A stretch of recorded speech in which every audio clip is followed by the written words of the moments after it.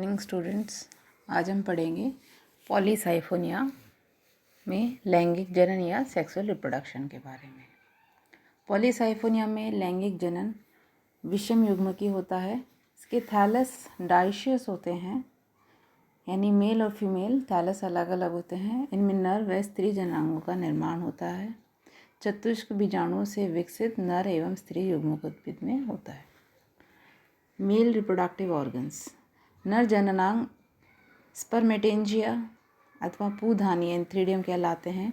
ये नर युग्मक उद्भिद में शीर्ष के निकट स्थित फर्टाइल स्मॉल ब्रांचेस यानी ट्राइकोब्लास्ट में सघन समूहों में विकसित होते हैं। जब ये शाखाएं 2 से 3 कोशिकीय की अवस्था में होती हैं तो इनमें डाइकोटोमस ब्रांचिंग होती है। कुछ जातियों में डाइकोटोमस की दोनों शाखाएं फर्टाइल होती है, जबकि अन्य जातियों में एक फर्टाइल और एक स्टेराइल होती है।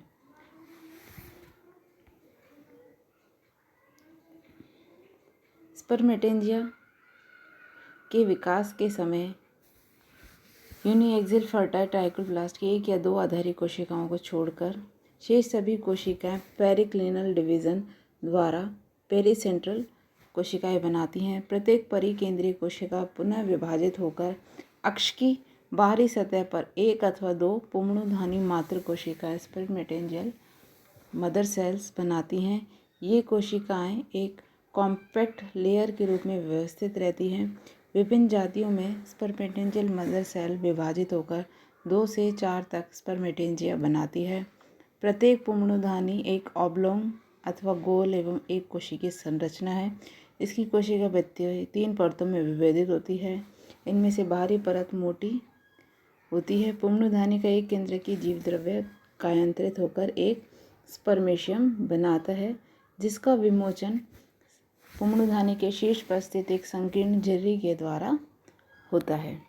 फीमेल रिप्रोडक्टिव ऑर्गन, पॉलीसाइफोनिया के स्त्री जननांग कार्पोगोनिया कहलाते हैं।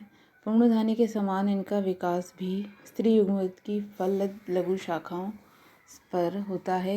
प्रत्येक कार्पोगोनियम, जो कि एक फ्लास्क समान संरचना होती है, 2 से 5 कोशिकीय कार्पोगोनियम तंतु के शीर्ष पर स्थित होता है। इसके आधारीय फूले हुए भाग में एक एक्सेल तथा ऊपर की ओर लंबी एवं संकीर्ण ग्रीवा के समान ट्राइकोगाइन होता है। शिशु अवस्था में फीमेल ट्राइकोब्लास्ट यूनिएक्सियल होते हैं, जो कि आगे चलकर मल्टी एक्सियल यानी पॉलीसाइफोनस हो जाते हैं। फर्टाइल ट्राइकोब्लास्ट की एडैक्सियल सरफेस की पेरीसेंट्रल सेल्स में से एक सपोर्टिंग सेल के रूप में विकसित होकर कार्य करती हैं। सामान्यतः ये कोशिकाएं ट्राइकोब्लास्ट के शीर्षस्थ कोशिका से 3 से 5 कोशिकाएं पीछे स्थित होती हैं। इस कोशिका में अनेक अनुप्रस्थ विभाजन होते हैं। इसके फलस्वरूप 4 से 5 कोशिकीय कर्व्ड कार्पोगोनियम फिलामेंट का निर्माण होता है। इस तंतु की शीर्षस्थ कोशिका कार्पोगोनियम मदर सेल के रूप में कार्य करती है तथा कार्पोगोनियम में रूपांतरित हो जाती है। इस अवस्था में आलंबक कोशिका में एक अनुप्रस्थ एवं एक अनुदैर्ध्य विभाजन होता है, जिसके फलस्वरूप 2 बंध्य प्रारंभिक कोशिकाएं बनती हैं। इनमें से जो संतति कोशिका आलंबक कोशिका के आधार पर स्थित होती है वह आधारीय बंधक प्रारंभिक तथा जो पार्श्व स्थिति पर होती है वह पार्श्व बंध्य प्रारंभिक कोशिका कहलाती है। ये दोनों बंध्य प्रारंभिक कोशिकाएं निषेचन के उपरांत आधारी एवं पार्श्व बंध्य तंतु बनाती हैं। इस अवस्था में कार्पोगोनियम निषेचन के लिए तैयार हो जाती है। फर्टिलाइजेशन, पॉलीसाइफोनिया के पुंगनु अगतिशील होते हैं।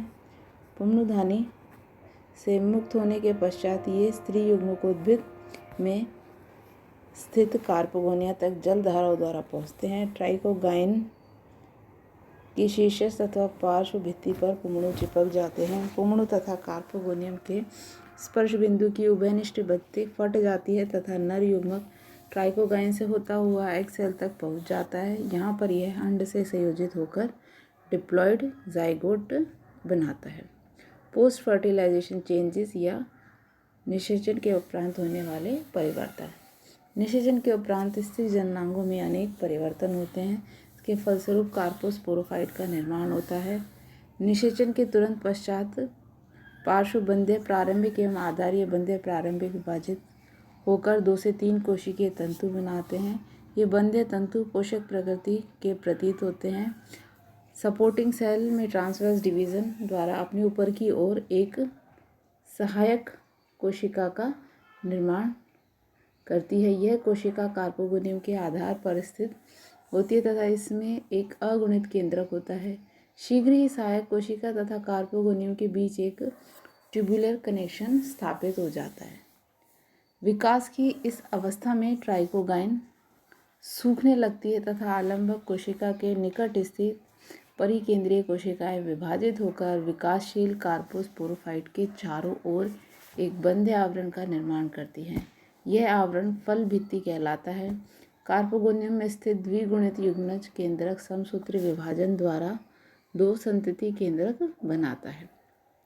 इनमें से एक संतति केंद्रक कार्पोगोनियम में ही रहता है तथा दूसरा संतति केंद्रक नीलीय संयोजक के द्वारा सहायक कोशिका में आ जाता है। सहायक कोशिका में द्विगुणित केंद्रक के पहुंचने के पश्चात इसमें उपस्थित अगुणित केंद्रक नष्ट हो जाता है तथा द्विगुणित केंद्रक में समसूत्री विभाजन होते हैं। इसी समय सहायक कोशिका से अनेक पार्श्व ऊर्ध्वद विकसित होते हैं। प्रत्येक ऊर्ध्वद में सहायक कोशिका से एक द्विगुणित संतति केंद्रक प्रवेश करता है। इसके पश्चात ऊर्ध्वद के आधार पर एक पट यानी सेप्टा विकसित होता है, जिसके फलस्वरूप यह ऊर्ध्वद सहायक कोशिका से पृथक हो जाता है। इस प्रकार निर्मित द्विगुणित कोशिकाएं गोनिमोब्लास्ट इनिशियल कहलाती हैं। प्रत्येक गोनिमोब्लास्ट इनिशियल के पुनर्विभाजन से गोनिमोब्लास्ट फिलामेंट बनता है। इस तंतु की शीर्षस्थ कोशिका कार्पोस्पोरेंजियम बनाती है। इसका जीव द्रव्यक एक कार्पोस्पोर बनाता है। उपरोक्त परिवर्धन के साथ साथ सपोर्टिंग सेल कार्पोगोनियम एवं आधारी एवं पार्श्वबंध्य तंतु संयोजित होकर एक अनियमित इरेगुलर शेप की एक बड़ी कोशिका बनाते हैं, जिसे प्लेसेंटल सेल कहा जाता है। यह विकासशील कार्पोस्पोरोफाइट को पोषण प्रदान करती है। प्लेसेंटल कोशिका गोनिमोब्लास्ट तंतु एवं कार्पोस्पोरेंजियम के चारों ओर कायिक तंतुओं की एक भित्ति बन जाती है। यह संयुक्त संरचना एक घड़े के आकार के समान होती है तथा इसे सिस्टोकार्प या कार्पोस्पोरोफाइट कहते हैं। यह संरचना फीमेल गैमेटोफाइट पर आश्रित होती है।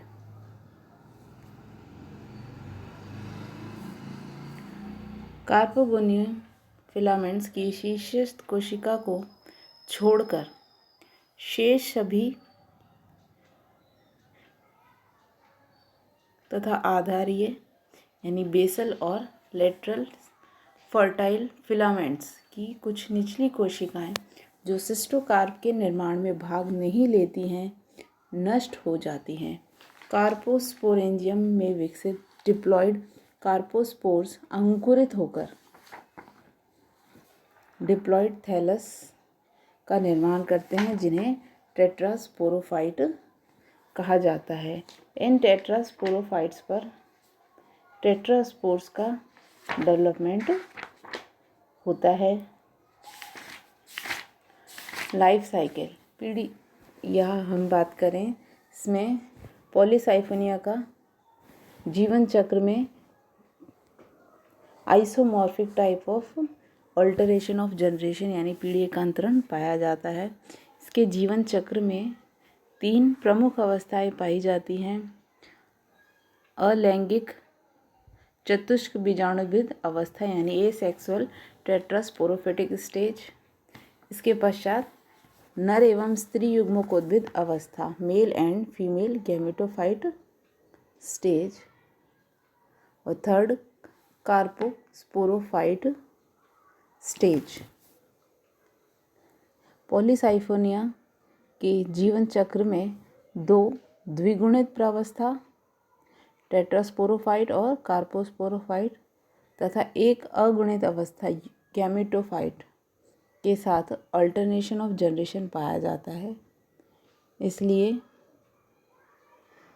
इस प्रकार के जीवन चक्र को समद्विगुणिता गुणित जीवन चक्र कहा जाता है। आज के लिए इतना ही। Thank you students.